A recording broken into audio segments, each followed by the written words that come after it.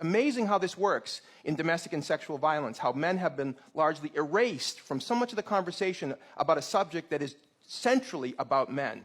And I'm going to illustrate what I'm talking about by using the old tech. I'm old school on some fundamental regards. I make films and I work with, high tech, but I'm still old school as an educator. And I want to share with you this exercise that illustrates on the sentence structure level how the way that we think, literally the way that we use language, conspires to keep our attention off of men. This is about domestic violence in particular, but you can plug in other analogs. This comes from the work of the feminist linguist Julia Penelope. It starts with a very basic English sentence. John beat Mary. That's a good English sentence. John is the subject, beat is the verb, Mary is the object. Good sentence. Now we're going to move to the second sentence, which says the same thing in the passive voice. Mary was beaten by John. And now a whole lot has happened in one sentence. We've gone from John beat Mary to Mary was beaten by John. We've shifted our focus in one sentence from John to Mary. And you can see John is very close to the end of the sentence, well, close to dropping off the map of our psychic plane. The third sentence, John is dropped, and we have Mary was beaten, and now it's all about Mary. We're not even thinking about John. It's totally focused on Mary. Over the past generation, the term we've used synonymous with beaten is battered, so we have Mary was battered. And the final sentence in this sequence, flowing from the others, is Mary is a battered woman. So now Mary's very identity, Mary is a battered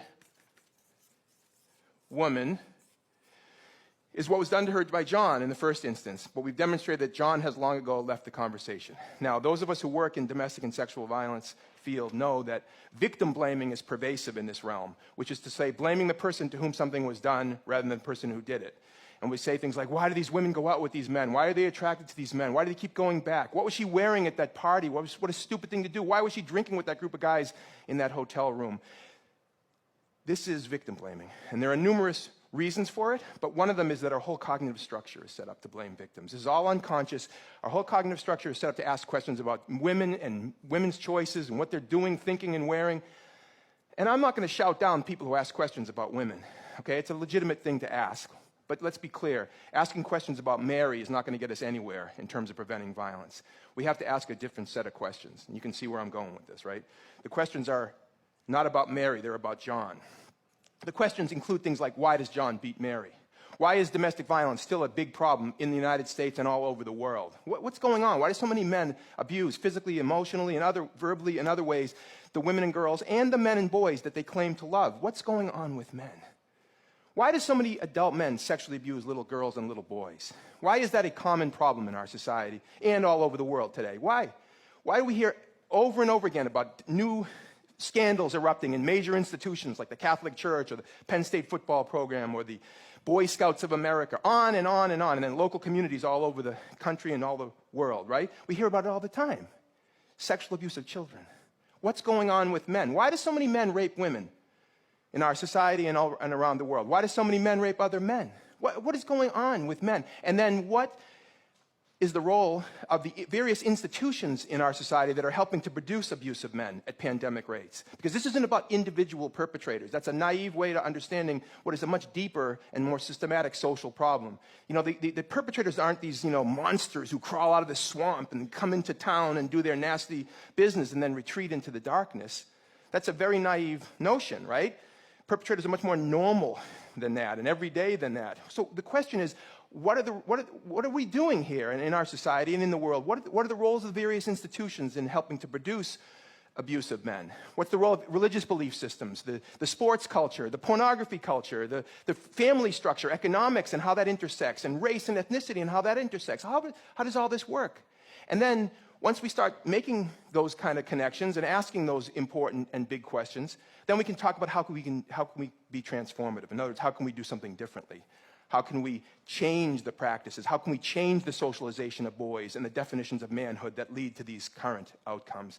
These are the kind of questions that we need to be asking and the kind of work that we need to be doing. But if we're endlessly focused on what women are doing and thinking in relationships or elsewhere, we're not going to get to that piece. Now, I understand that a lot of women who have been trying to speak out about these issues today and yesterday and for years and years often get shouted down for their efforts. They get called nasty names like male basher and man hater and the disgusting and offensive feminazi, right? And you know what all this is about? It's called kill the messenger. It's because the women who are standing up and speaking out for themselves and for other women, as well as for men and boys, it's a statement to them to sit down and shut up. Keep the current system in place because we don't like it when people rock the boat. We don't like it when people challenge our power. You better sit down and shut up, basically. And thank goodness that women haven't done that. Thank goodness that we live in a world where there's so much women's leadership that can counteract that. But one of the powerful roles that men can play in this work is that we can say some things that sometimes women can't say, or better yet, we can be heard saying some things that women often can't be heard saying.